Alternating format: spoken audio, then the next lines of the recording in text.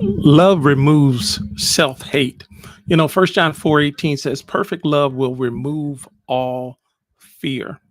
When a person hates themselves, they live in fear of people finding out things about them that they would rather people not know, that they strongly dislike about themselves.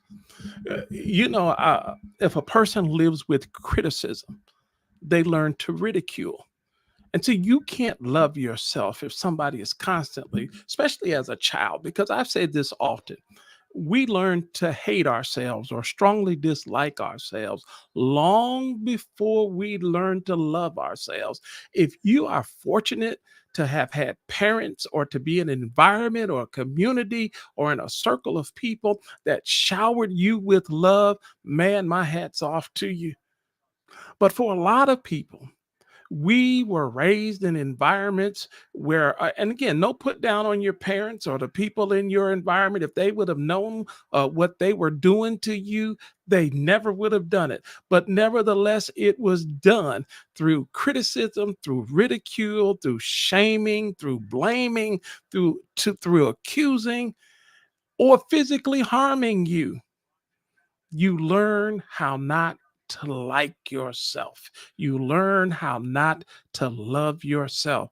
And you see, just like love needs a target, hate needs a target too. And so you turn that on yourself. You turn all of that dislike inwardly, and what we try to do is that we try to cover it up with clothes. We try to cover it up with achievements. We try to cover it up with money. We try to cover it up with what we call success. And we try to cover all of that self hate and strongly dislike. But underneath the surface, it's always there. And people who are close to you, they will eventually get that self hate from you, because after you get through targeting yourself, you will begin to target others. I hear preachers who are constantly criticizing other preachers. They are not correcting preachers. What they're doing is that self hate is coming out of them. A lot of that self hate is the hate that they have for themselves. And the only cure for self hate is loving yourself. You'll be surprised. The more you love yourself, the better other people look. The more you love yourself, the less you have to say about negative about other people. But until you begin to love yourself and to see yourself as valuable and precious and love all of you with all of your imperfections, you will never be able to love someone else with all of their imperfections. And the imperfections about you that you don't love, you will eventually turn on someone else. And that's why Jesus said to love your neighbor as you love yourself. Husband, love your wife like you love your own body. That presupposes that you love yourself, because the love that you have for yourself is the love that you can give.